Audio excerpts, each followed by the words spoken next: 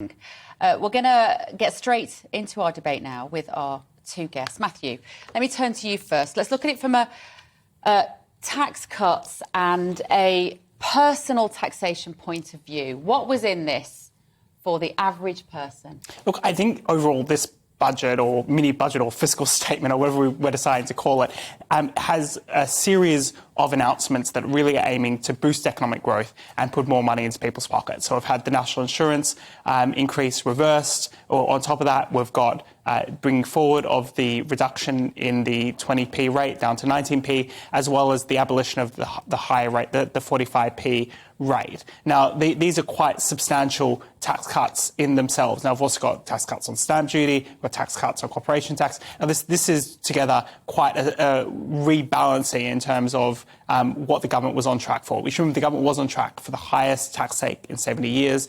The government decided they think that was a drag on growth, and I think they're right to say so in terms of discouraging work, in terms of discouraging investment, and therefore this is an important step in the right direction.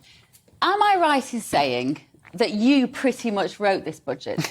I did not write this budget, I can assure you. How much influence did you have over it, Matthew?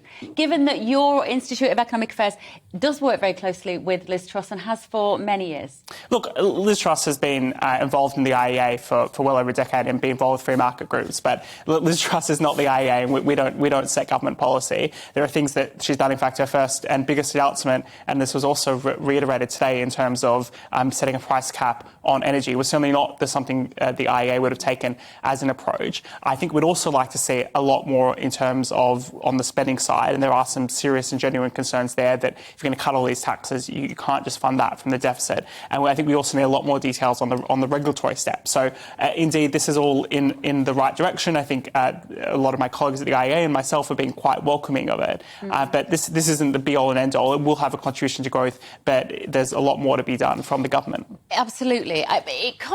What's interesting, though, about today is what it means ideologically. Like, how did we get here off the back of lockdowns? What is the